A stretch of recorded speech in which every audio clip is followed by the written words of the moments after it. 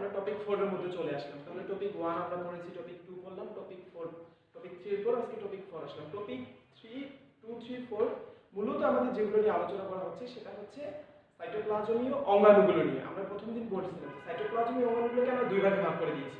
একটা ছিল ঝিল্লিবদ্ধ অঙ্গাণু আর একটা হচ্ছে ঝিল্লিবিহীন অঙ্গাণু। ঝিল্লিবদ্ধ অঙ্গাণুগুলোকে আমরা একটা টেকনিক দিয়ে পড়ছিলাম মেঘলা পথ, ঠিক আছে? সেই মেঘলা পথকে ভাগ করে আমরা দুই ভাগে ভাগ করছিলাম। মানে আমরা একটু রিভাইজ দিই যে কিভাবে আমরা পড়ছিলাম ওই প্রথম দুইটা লেকচারে কিভাবে আমরা পড়লাম, দুই আর তিন লেকচারে। এরপর আমরা চলে গেলাম মেঘলা পথ। মেঘলাটা পড়ছিলাম টপিক 2 তে আর পথ পড়ছিলাম টপিক 3 তে, ঠিক আছে? এরপর আজকে আমরা আসলাম টপিক 4। তার মানে টপিক 4 এর মধ্যে আজকে কি করব আমরা?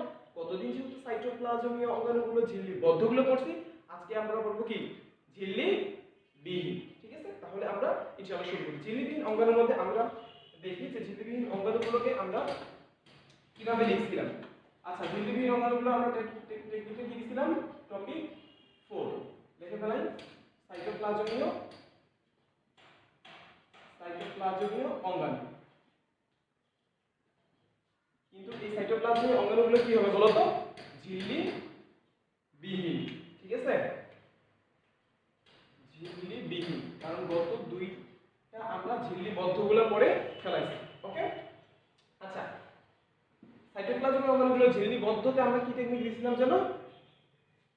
সাইটোপ্লাজমীয় অঙ্গাণুতে ইয়াতে কি টেকনিক দিয়েছিলাম? মেঘলা পথ, ঠিক আছে? আর এখানে আমরা যে টেকনিকটা দিয়েছি সেটা হচ্ছে রাবেয়া চৌধুরী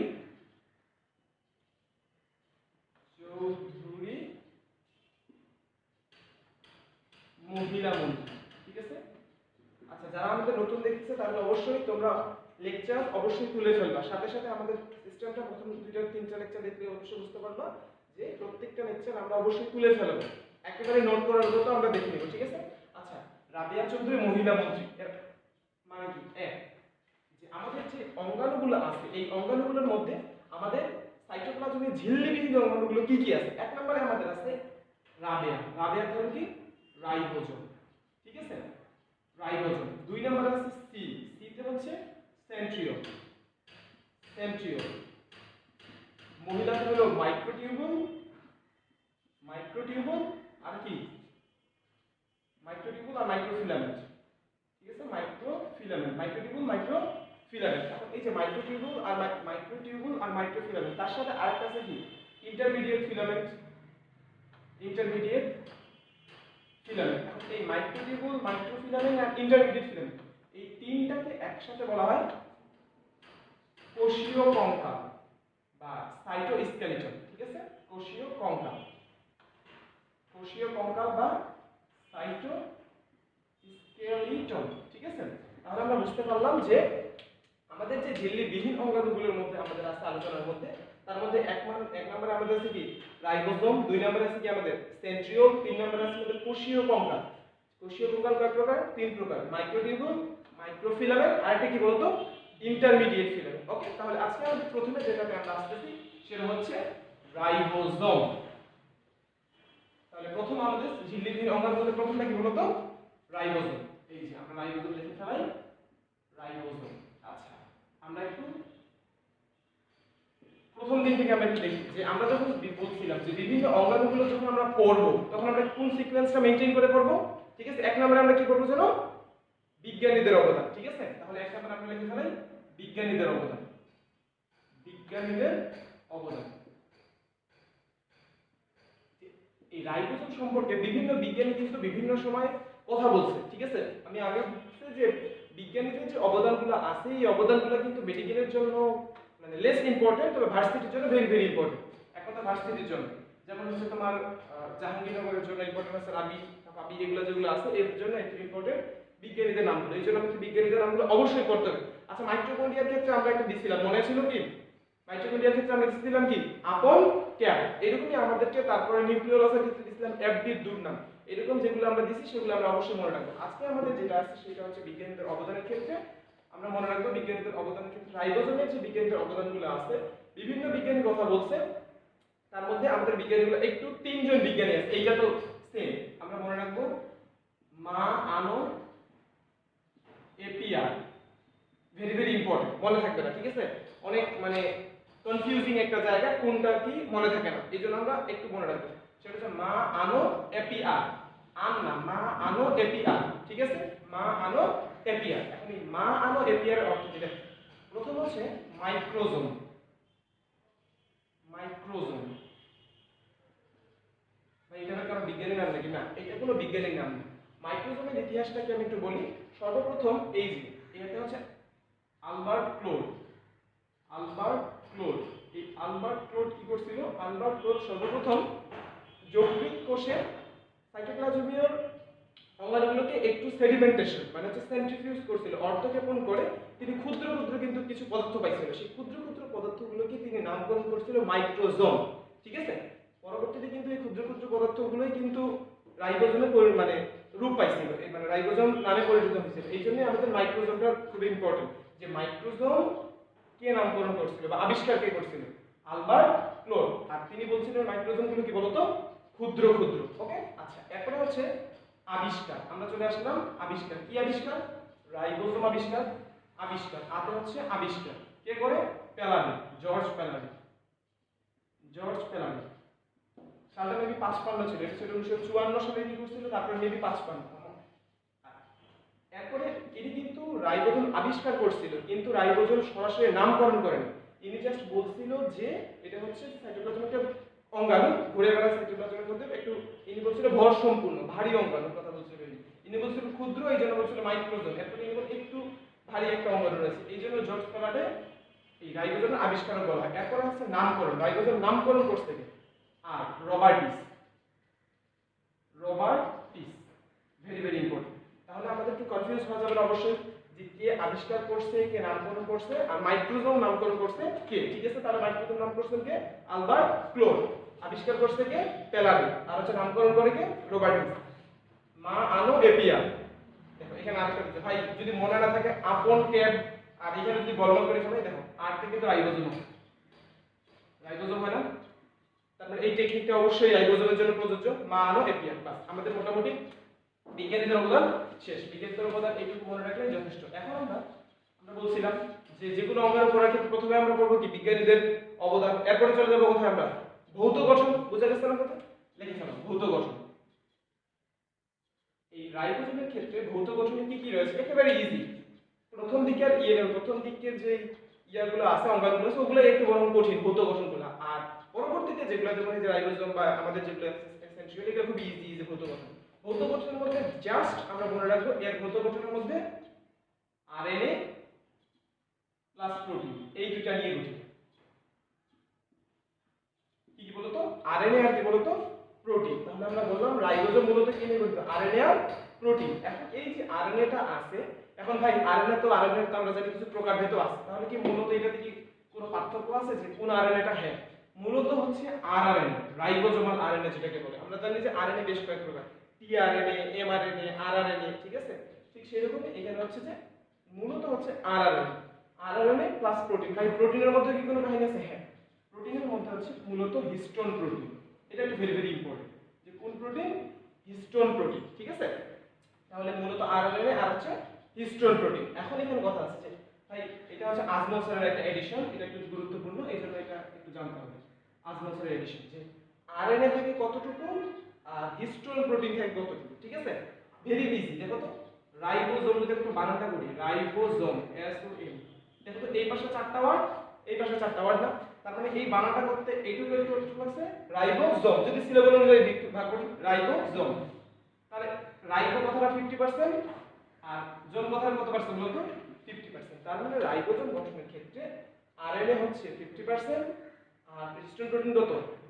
50%। এইটাই আবার ইয়া স্যারের বইতে, তোমার হাসান স্যারের বইতে বলছে আরআরএনএ এবং হিস্টোন প্রোটিনের অনুপাত 1:1। এখন যদি পরীক্ষা হলে যদি কোনো কারণে পার্সেন্টেজ দিয়ে আসে যে রাইবোজোম গঠনে প্রোটিনের অনুপাত কত হিস্টোন প্রোটিনের, 40%, 50%, 60%, 70%, অনেকে কিন্তু পড়বে 1:1। যদি মাথার মধ্যে না আসে যে হ্যাঁ গেল, বুঝা গেছে কথা। এই জন্য আমাদেরকে মাথায় রাখতে লাগবে যে পার্সেন্টেজটা কত। আচ্ছা, এখানে আরেকটা কোশ্চেন হতে পারে যে রাইবোজোম নিচের কোনটি নিয়ে গঠিত? RNA histone protein, mRNA histone protein, mRNA lipid, বুঝা যায় কথা, বা কার্বোহাইড্রেট। তাহলে এটাও কিন্তু ভেরি ভেরি ইম্পর্টেন্ট, এটা কিন্তু মেডিকেলের জন্য ইম্পর্টেন্ট যে কোনটি নিয়ে নিচের গঠিত বা নিচের কোনটি নিয়ে গঠিত নয়।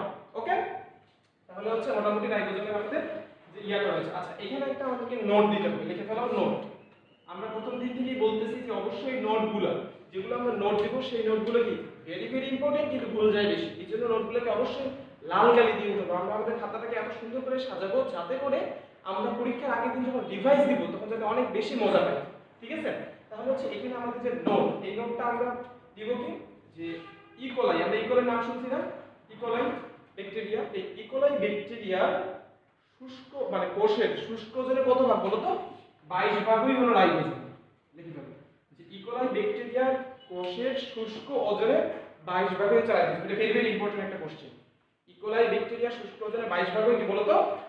রাইবোজোম। আচ্ছা এবার আমাদের এখানে একটা কোন নাম্বার কোশ্চেন আসে মাঝে সাথে, মানে এইচএসসির জন্য কোন নাম্বার কোশ্চেনটা ভেরি ভেরি ইম্পর্টেন্ট, যে পলিরাইবোজোম কি? লিখে ফেলো পলিরাইবোজোম কি? পলিরাইবোজোম, পলিরাইবোজোম কি? পলিরাইবোজোম কি বা কাকে বলে আর কি পলিরাইবোজোম কি? আচ্ছা আমরা মনে হয় একেবারে ইজি ভাবেই বুঝতে পারতেছি যে রাইবোজোম তো জেনারেল ভাবে রাইবোজোম, আর তার সাথে কি আছে বলো তো? পলি। খুবই ইজি। পলি মানে কি? মনোমার, পলিমার এরকম শুনছিলাম না? তাহলে পলিমার মানে হচ্ছে যে অনেকগুলো একসাথে মিলে একই জিনিস। তাহলে উত্তর আমরা উত্তর লিখতে পারি যে সাইটোপ্লাজমের মধ্যে একাধিক রাইবোজোম, সাইটোপ্লাজমের মধ্যে একাধিক রাইবোজোম যখন মুক্তোর মালার মতো সাইটোপ্লাজমের মধ্যে যখন একাধিক রাইবোজোম মুক্তোর মালার মতো যুক্ত হয়ে একটা গঠন তৈরি করে, সেই গঠনটাকে বলা হয় বলতো পলিরাইবোজোম। ভেরি ইজি, যে পলি মানে অনেকগুলো, এই জন্য অনেকগুলো রাইবোজোম, জাস্ট একটা তার মাথায় রাখতে হবে, সেটা হচ্ছে কি মুক্তোর মালার মতো গঠন করে, মানে একসাথে মিলে মিলে অনেক বড় একটা গঠন তৈরি করে। এটাকে বলা হচ্ছে কি বলতো? পলিরাইবোজোম। মনে থাকবে না? আচ্ছা এবার আমরা চলে যাব, তাহলে আমাদের ভৌত গঠন মোটামুটি পড়া শেষ। এরপরে আমরা একটা নোট দিলাম, পর আমরা কোশ্চেনটা আমাদের লেখা শেষ। দেখো এবার আমাদের চলে যাব প্রকারভেদ। লিখে ফেলো প্রকারভেদ। প্রকারভেদ। আচ্ছা আমরা কি গোলজি বডির কোনো প্রকারভেদ করছিলাম? গোলজি বডির প্রকারভেদ ছিল না, ওগুলো গোলজি বডির ভাগ ছিল। আমরা শুধুমাত্র এন্ডোপ্লাজম, মাইক্রোবিয়ার কোনো প্রকারভেদ করি নাই, ইয়ার কোনো প্রকারভেদ করি নাই, প্লাস্টিডের প্রকারভেদ করছিলাম, এন্ডোপ্লাজমিক এগুলো আমরা প্রকারভেদ করছিলাম, ঠিক আছে? ঠিক যেরকম যেগুলোর ক্ষেত্রে আমাদের প্রকারভেদ আছে সেগুলোর ক্ষেত্রে আমাদের প্রকারভেদগুলো পড়তে হবে, ঠিক আছে? আচ্ছা প্রকারভেদ আমরা লিখে ফেলো আকার ও সেডিমেন্টেশনের উপর ভিত্তি করে, আকার ও সেডিমেন্টেশনের উপর সেডিমেন্টেশনের উপর ভিত্তি করে রাইবোজোম মূলত দুই প্রকার।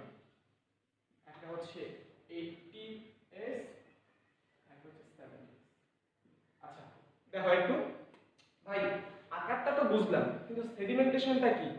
আচ্ছা যেহেতু এখন আমরা সেকেন্ড পার্টের অনেকজনই সেকেন্ড পার্ট আমরা পড়ি নাই, সেকেন্ড পার্ট যখন আমরা চতুর্থ অধ্যায় পড়বো তখন আমরা দেখবো যে ওই যে মনে আছে 9 10 কিন্তু এগুলো ছিল যে যখন রক্তের মধ্যে প্রধানত দুইটা উপাদান না, একটা হচ্ছে রক্তরস আর একটা রক্ত কণিকা। এই রক্তরস আর রক্ত কণিকাকে মানে পাওয়ার জন্য রক্তকে একটা টেস্ট টিউবের মধ্যে নেওয়া হয়। এই উদাহরণটা মনে রাখো, তাহলে এটা খুব ইজি হবে। একটা টেস্ট টিউবের মধ্যে নেওয়ার পর কি করা হয়? একটা যন্ত্রের মধ্যে ঢুকানো হয়, সেন্ট্রিফিউগাল যন্ত্র যেটা নাম সেন্ট্রিফিউগাল যন্ত্র। সেই সেন্ট্রিফিউগাল যন্ত্রের মধ্যে কি করা হয়? মিনিটে 3000 বার, ঠিক আছে, একেবারে রাউন্ডেড ভাবে জড়ে ঘোরানো হয়। মনে করে যন্ত্রটা রয়েছে, তারপরে ইয়াটা টেস্ট টিউবে রাখার পর মিনিটে 3000 বার করে 30 মিনিট এভাবে ঘোরানো হয়, ঠিক আছে? তারপরে কি হয়? দেখা যায় যে রক্তটা নিচের দিকে সেডিমেন্টেশন হচ্ছে অর্ধক্ষেপণ, ঠিক আছে? নিচের দিকে রক্ত কণিকাটা পড়ে যায় আর উপরের দিকে রক্তরসটা থাকে। এটাই হচ্ছে যে এই যেভাবে আমরা রক্তরস আর রক্ত কণিকা পাই, বুঝা গেছে? ঠিক সেম প্রসেসে কি করা হয়েছিল বিজ্ঞানী, এই যে অ্যাশ আছে না, এই অ্যাশ ওই বিজ্ঞানীর নাম অনুযায়ী আসছে, ভ্যাটবার্গ, BRG, মানে বাংলাটা ভ্যাটবার্গ, বিজ্ঞানী ভ্যাটবার্গ। এই ভ্যাটবার্গের অ্যাশ থেকে আসছে এই অ্যাশ। তিনি কি করছিল? সাইটোপ্লাজমের যে অঙ্গাণু ইয়াটা আছে রাইবোজোমগুলোকে নেওয়ার পর এই টেস্ট টিউবে নিচে সবগুলা নেওয়ার পর এই সেন্ট্রিফিউগাল যন্ত্রে দিছে। দেওয়ার পর উনি দেখলো যে সেন্ট্রিফিউগাল যন্ত্রের মধ্যে রাইবোজোমগুলো আছে না, এইখানে যখন বিক্ষিপ্ত অবস্থায় ছড়াই ছিটাই আছে, এইখানে তারপরে আর বিক্ষিপ্ত নাই। সেন্ট্রিফিউগাল যন্ত্র যখনই মারি দিছে তখনই অর্ধক্ষেপ হওয়া শুরু করছে। তুমি দেখো এইখানে একটা রাইবোজোম আছে, এখানে কিছু রাইবোজোম আছে। বুঝা গেছে কথা? এখন এইটার উপর ভিত্তি করে এই যে ইয়াটা আছে, টেস্ট টিউবটা আছে, এই টেস্ট টিউবের দাগ কাটা আছে, এই দাগ কাটার উপর ভিত্তি করে এই 80 আর 70 ইয়াটা আসছে, টার্মটা আসছে। তার মানে হচ্ছে রাইবোজোমগুলোর মধ্যে কিছু রাইবোজোম আছে যারা 80 তে মানে আর এককটা হচ্ছে এস, ঠিক আছে? যেমন মিটারের একক আমরা মিটার বলি, সেন্টিমিটার বলি, ঠিক সেরকমই ওই সেন্ট্রিফিউগাল যন্ত্রের এককটা হচ্ছে এস, ঠিক আছে? ভ্যাটবার্জি এসটা। তাহলে হচ্ছে ওইখানে উনি দেখলো যে কিছু মানে 80 তে যায় কিছু জিনিস কিছু জমা হয় আর কিছু কি 70 এ যায়। ওর উপর ভিত্তি করে উনি বললো যে রাইবোজোম মূলত দুইটা, একটা হচ্ছে 80S আর একটা কি বলতো 70S। তো এখানে মানে আরেকটু ব্যাখ্যা দেওয়া যায় যে 80S কোনটা হবে 70S কোনটা হবে। সাধারণত আচ্ছা বলতো নিচের দিকে কোনটা পড়বে, যেটা ভারী না যেটা ইয়া হালকা? অবশ্যই যেটা ভারী। তার মানে 70 বেশি ভারী না 80 বেশি ভারী? 80 বেশি ভারী। তার মানে 80টা হলো একটু নিচের দিকে থাকবে আর 70টা থাকবে কথা বলো তো উপরের দিকে। বুঝা গেছে কথা? এটা আরেকটু ব্যাখ্যা আছে। তবে এই একটা ইয়াটা তোমার টেস্ট টিউবটা ওদের ইয়া বৈজ্ঞানিক টেস্ট। এখন বিষয় হচ্ছে তাহলে আমরা 70S আর 80S এর হিসাবটা বুঝছি। এখন আমরা যেটা যাব সেটা হচ্ছে এই যে 80S বা 70S আছে এটা হচ্ছে একটা ফুল ইউনিট, ঠিক আছে? ফুল ইউনিট। কিন্তু এই ফুল ইউনিট গুলো একটু করে বিভক্ত আছে, ঠিক আছে? এটা হচ্ছে 80S টা দুই ভাগে বিভক্ত, দুইটা সাব ইউনিট, ঠিক আছে? ফুল ইউনিটটা সাব ইউনিটে বিভক্ত। একটা হচ্ছে 60S আর একটা হচ্ছে কি 40S, ঠিক আছে? 60 আর 40 আর 70টা হচ্ছে 50S আর হচ্ছে 30S, ঠিক আছে?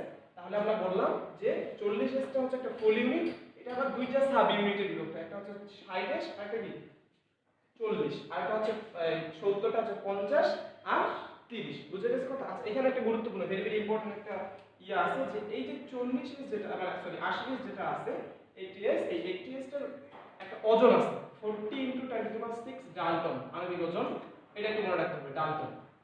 আর 70S যেটা আছে এটা হচ্ছে 2.6 × 10⁻²7 ডাল্টন। এটা কি দেখা যায় এত দূর? দেখা তো যাওয়ার কথা, ঠিক আছে? তাহলে হচ্ছে এটা হচ্ছে 2.7 আর এটা হচ্ছে 14 × 10⁻6 ডাল্টন। কথা বুঝা গেছে? আচ্ছা এখানে কিন্তু একটা কমন প্রশ্ন আসে। আচ্ছা দেখো তো একটা জিনিস, আচ্ছা ভাই কি বলে আমরা বললাম যে 80S 70S দুইটাই কি একটার মধ্যেই থাকে? বুঝলেন এই কথা? মানে দুইটাই কি মানে পার্থক্যটা যেহেতু একটু আলাদা আলাদা, তাহলে কি এরা কি থাকার উপর একটু ভিত্তি করে আলাদা আলাদা হবে না? হ্যাঁ খুবই ইজি। দেখো আচ্ছা 70 আর 80 এর মধ্যে কোনটা বড়? 80 বড়। যদি বলি যে আমরা জানি যে কোষ সাধারণত দুই প্রকার হয়, আদিকোষী আর কি প্রকৃতকোষী। যদি বলি আদিকোষী আর প্রকৃতকোষী বলতে ভালো কোনটা বা বেশি কোনটা? কোনটা হয়? প্রকৃতকোষী। তাহলে হচ্ছে 80S টা থেকে হচ্ছে প্রকৃতকোষীতে মানে প্রাকৃতিক যেটা, আর এটা থেকে কোথায়? আদিকোষীতে, ঠিক আছে? আদিকোষীতে থেকে হচ্ছে 70S আর প্রকৃতকোষীতে থেকে হচ্ছে 80S, ঠিক আছে? প্রাকৃতিক ইয়ার যেটা আছে সুকেন্দ্রিক আদিকেন্দ্রিক যেটা। আচ্ছা তাহলে আমরা মোটামুটি এখানে আরেকটা কোশ্চেন খুবই কমন যে কোশ্চেনটা আসে, তাহলে প্রথম আমরা একটু বলি প্রথম আসলে যে এস কথাটা আসলে কিসের জন্য? এস হলো এই ভ্যাটবার্গ একক ইনিট আবিষ্কার করছে, তার নাম থেকে এসেছে। ভ্যাটবার্গ একক কি এটা আমাদেরকে লিখতে হবে, আমরা লিখব কি করে? তাহলে হচ্ছে এখান থেকে এস আসছে, ওর উপর ভিত্তি করে তারপরে কোশ্চেন আসে ভাই 80 আর 70 নামকরণ হয় কেন? 80 আর 70 নামকরণ টেস্ট টিউবের উপর ভিত্তি করে, টেস্ট টিউব মানে অর্ধক্ষেপণের উপর ভিত্তি করে। 3 নম্বরের কথা আসে যে ভাই এটা হচ্ছে আমরা জানি যে যদি 80 কে ভাগ করি তাহলে সর্বোচ্চ 40 আসতে পারে বা এরকম আসতে পারে। 60 আর 40 মিলি কত হয়? 100। কিন্তু এখানে আসছে কত?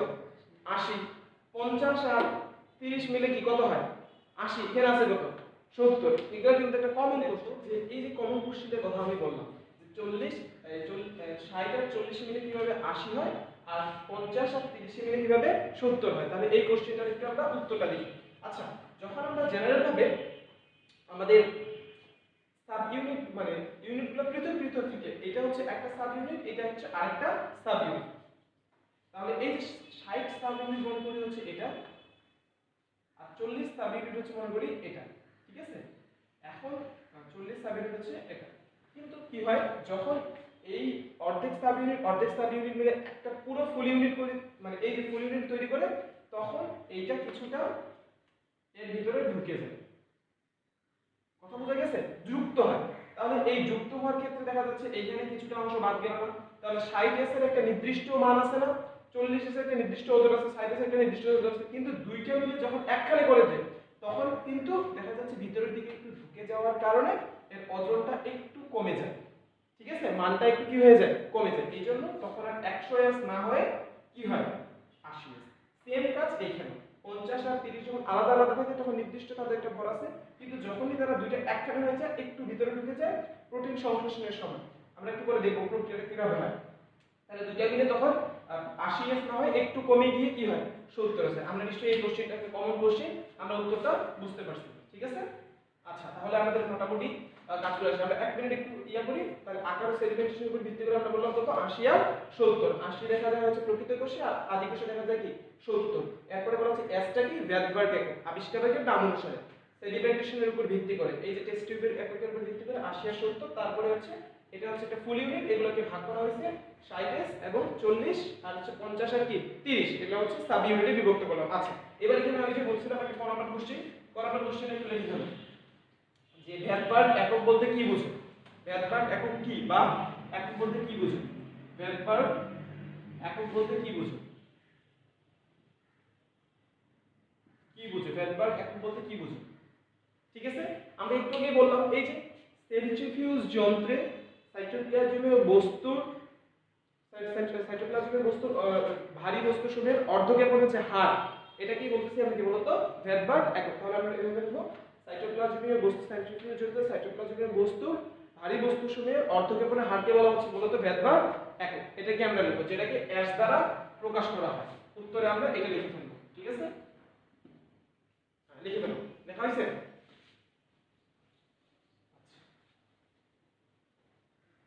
মোটামুটি আমাদের এখানকার কাজগুলো শেষ। এবার আমরা চলে যাব, মোটামুটি আমাদের আলোচনা প্রকারভেদ করা শেষ। এবার আমরা চলে যাব কাজ, কাজ লিখে ফেলো কাজ।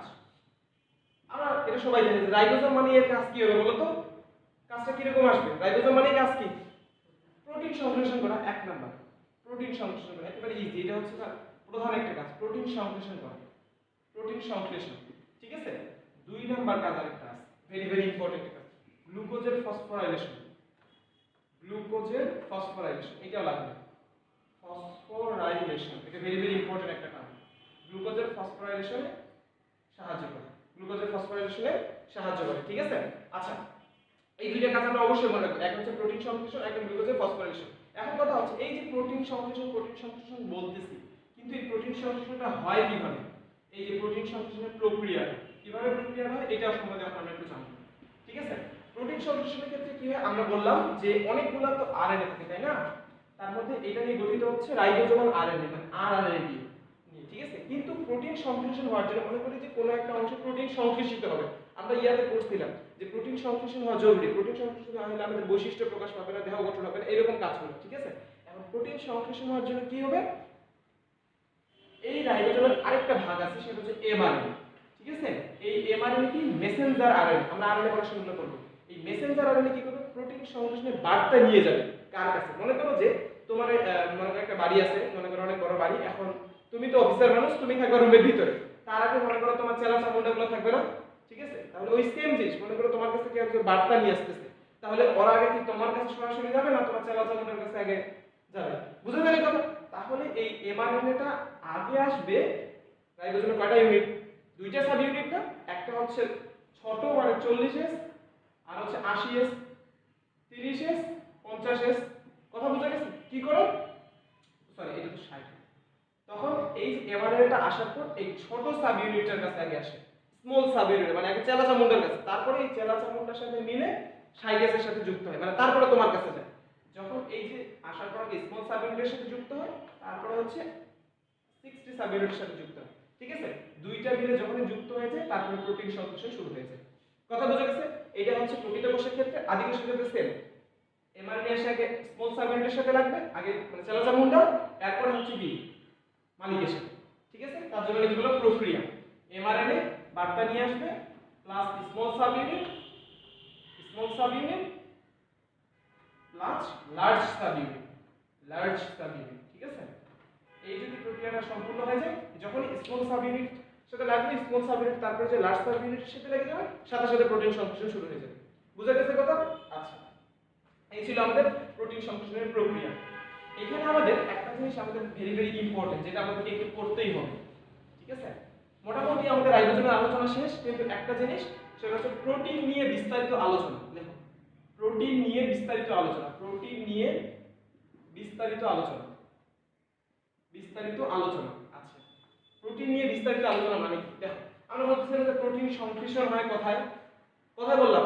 রাইবোজোমে। কিন্তু প্রোটিন নিয়ে আরো বেশ কিছু, যেটা very very important, admission test, শুধুমাত্র মেডিকেল না, ভার্সিটির জন্য মাস্ট, মেডিকেলের জন্য মাস্ট, ঠিক আছে? এই জন্য ভেরি ভেরি ইম্পর্টেন্ট। প্রোটিন নিয়ে আমাদের কি কি আছে? 1 নাম্বার লিখো, প্রোটিন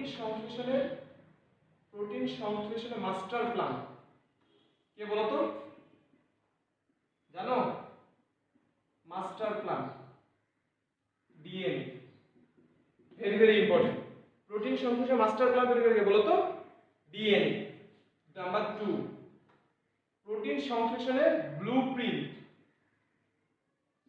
বলা হয় আরএনএ কে। প্রশ্ন দিবে যে প্রোটিন সংশ্লেষণের মাস্টার প্ল্যান কোনটি, প্রোটিন সংশ্লেষণের ব্লুপ্রিন্ট কোনটি, বুঝা গেছে? নাম্বার 3, প্রোটিন সংশ্লেষণের কাঁচামাল কি হবে বলো তো? Amino acid. অ্যামাইনো অ্যাসিড, আমরা জানি না অ্যামাইনো অ্যাসিড যুক্ত হয় কি হয়? প্রোটিন হয়। তাহলে হচ্ছে প্রোটিন তৈরির কাঁচামাল কি? Amino acid. নাম্বার 4, প্রোটিন তৈরির কর্মী এনজাইম, ভেরি ভেরি ইম্পর্টেন্ট, ঠিক আছে? নাম্বার 5, প্রোটিন তৈরির ফ্যাক্টরি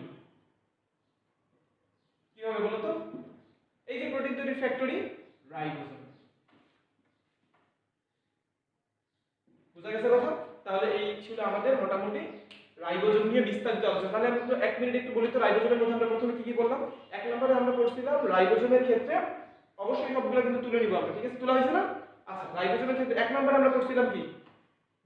বিজ্ঞানীদের অবদান। 2 নম্বরে আমরা বললাম কি বিজ্ঞানীদের অবদানটা কি ছিল বলো তো? কি ছিল? মা আনো অ্যাপিকে, ঠিক আছে?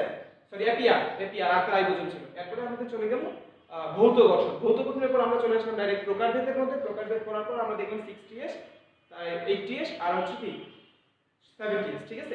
তারপরে আমরা চলে আসলাম এই প্রোটিন তৈরির যে বিস্তারিত আলোচনা। এটা কিন্তু ভেরি ভেরি ইম্পর্টেন্ট, এই জন্য এটাকে গুরুত্বপূর্ণ রাখো। আচ্ছা, মোটামুটি আমাদের এই পর্যন্তই ছিল রাইবোজোমের আলোচনা। তো বংশগত ইয়াতে চলে যাবো। আমরা যে পর্যন্ত বললাম অনেক কিন্তু পড়ে ফেলেছি, ঠিক আছে? অল্প অল্প করে বাসার মধ্যে আছে, ঠিক আছে? তবে অবশ্যই ভালোভাবে পড়তে হবে। ভালো থাকিও, সুস্থ থাকিও। আসসালামু আলাইকুম।